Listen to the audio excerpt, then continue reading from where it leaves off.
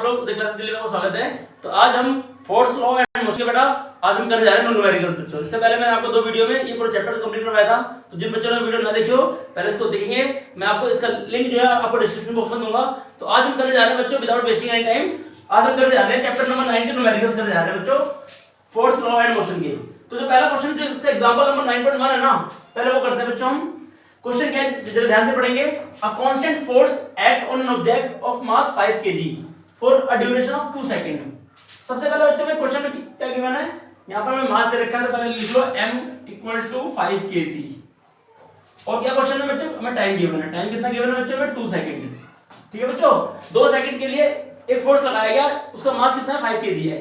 उसके अलावा it increases the object velocity from 3 metre per second to 7 metre per second. मतलब जब हमने लगातार 2 सेकंड हमने जब फोर्स लगाया ना, तो 5 kg वाली जो मास वाली जो ऑब्जेक्ट था ना, उसकी जो वेलोसिटी थी वो 3 मीटर पर सेकंड से बढ़कर 7 मीटर पर सेकंड हो गई। मतलब इनिशियल वेलोसिटी थी इसकी 3 ms की पावर -1 और फाइनल वेलोसिटी हो गई 7 ms की पावर -1।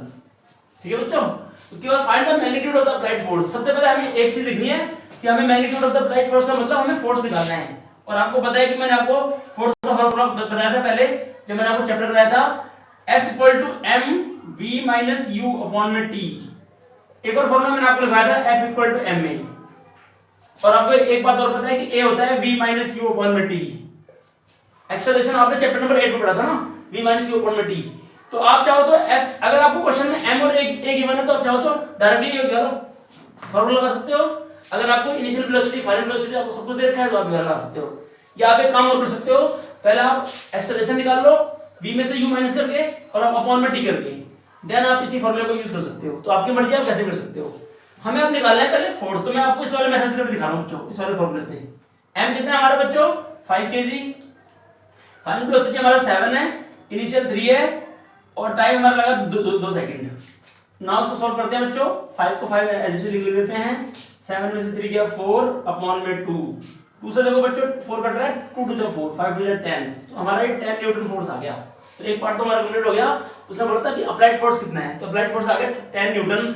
जैसा कि आपको पता है कि बच्चों फोर्स का जो एसआई यूनिट होता है वो होता है न्यूटन होता है, इसलिए इसका आंसर n में आएगा।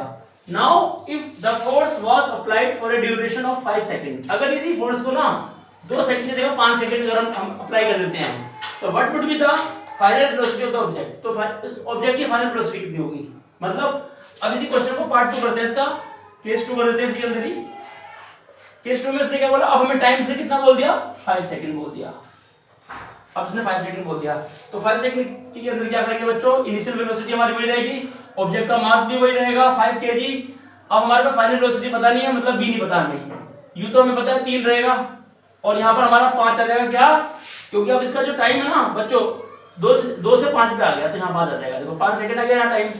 और अब हमारे पास ना केस 1 में जो हमने केस 1 को सॉल्व किया था उसके अंदर हमारे पास फोर्स भी आ चुका है 10 न्यूटन, तो यहाँ हमारा 10 आ जाएगा।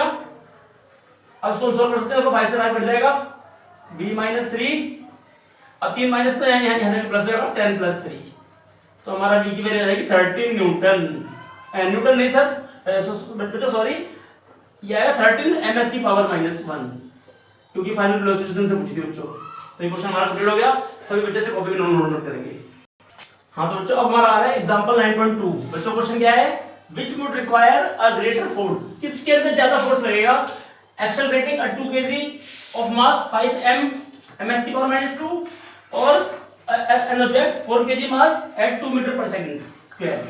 मतलब इसमें से किस ऑब्जेक्ट को एक्सेलरेटिंग करने के बाद इतने मास वाले को ज्यादा फोर्स लगेगा या फिर इतने मास वाले को ज्यादा फोर्स लगेगा, किसमें ज्यादा फोर्स लगेगा।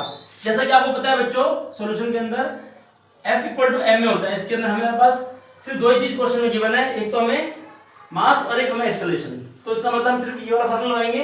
तो हम एक काम करते हैं, पहले हमारे पास केस क्या है, देखो बच्चों 2 kg है पहले मास, तो इसका मतलब हमारे पास 2 मास है, तो m1 ले लेंगे पहले वाले मास को 2 kg को, और एक्सेलरेशन एक हमारा है a1 कितना है बच्चों 5 ms की स्क्वायर, और जो हमारा m2 है वो है हमारा 4 kg, और इसका a2 कितना है 2 ms की पावर -2।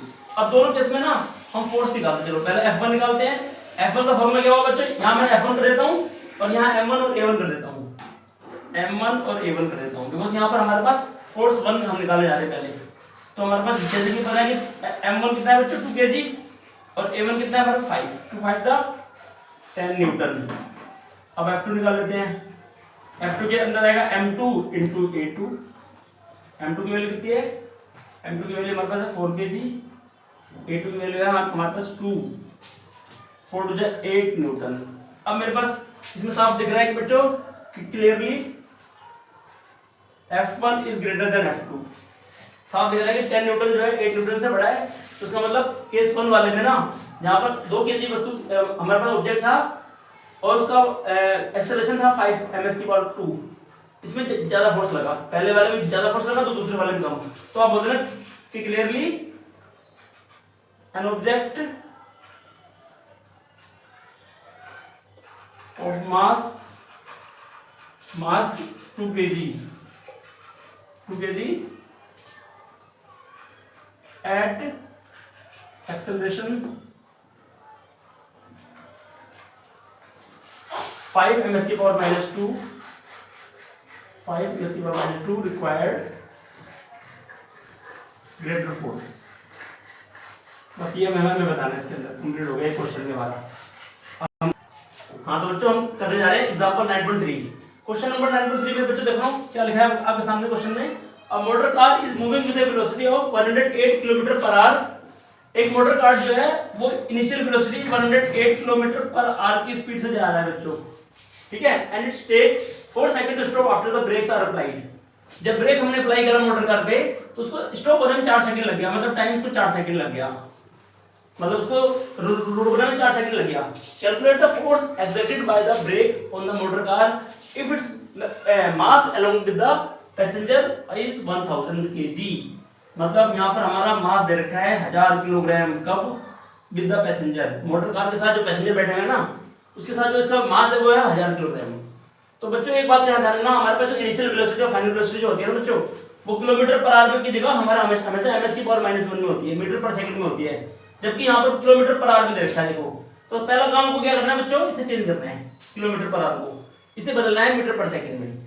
और इसमें फाइनल वेलोसिटी को क्या मानना है, 0 मानना है, बिकॉज यहाँ पर अप्लाई ब्रेक करेगा तो कहीं ना कहीं वो कितने सेकंड पर रुकेगा, 4 सेकंड पर रुकेगा। तो इसका मतलब जो उसकी फाइनल वेलोसिटी होगी वो क्या होगी, रेस्ट पर जाएगी, मतलब 0 पर जाएगी।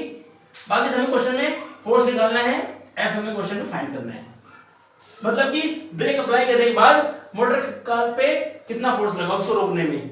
तो हमें सबसे पहला काम क्या करना है, इनिशियल वेलोसिटी जो हमें 108 किलोमीटर पर आवर रखा है ना बच्चों, इसे चेंज करना है मीटर पर सेकंड में। तो बच्चों 1 किलोमीटर में होते हैं 1000 मीटर, तो इसे 1000 से पहले मल्टीप्लाई कर दो जिससे कि मीटर में कन्वर्ट हो जाए।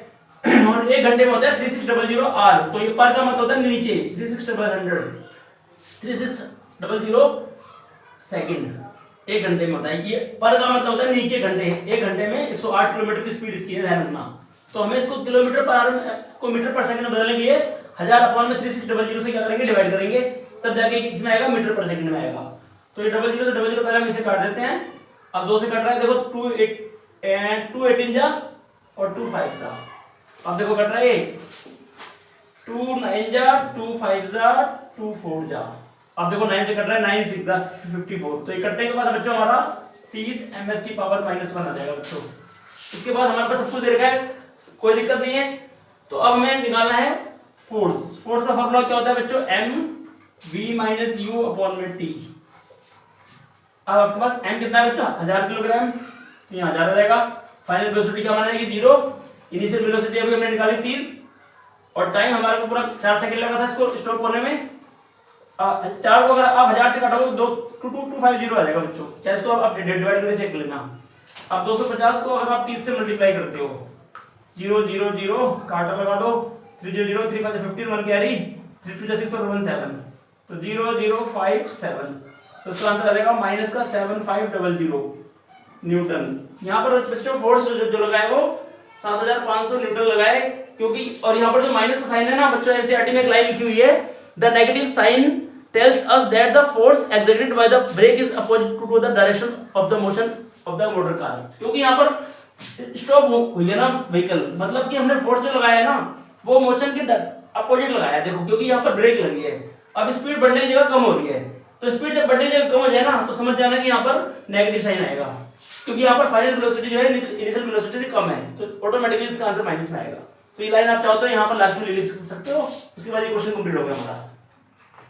हाँ तो बच्चों मैंने आपको इसके अंदर 3 एग्जांपल करा दिया, तो ये 3 एग्जांपल आपको अपने आप करने हैं, इसके बाद इसकी प्रैक्टिस करनी है।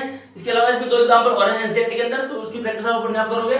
और उसके बाद मैं आपको थर्ड लॉ क्वेश्चन के क्वेश्चन कराऊंगा, न्यूमेरिकल्स कराऊंगा। तो अगर आपको मेरी वीडियो पसंद आए तो kindly like and subscribe my channel to the classes Delhi. और उसके बाद thank you very much for watching my channel.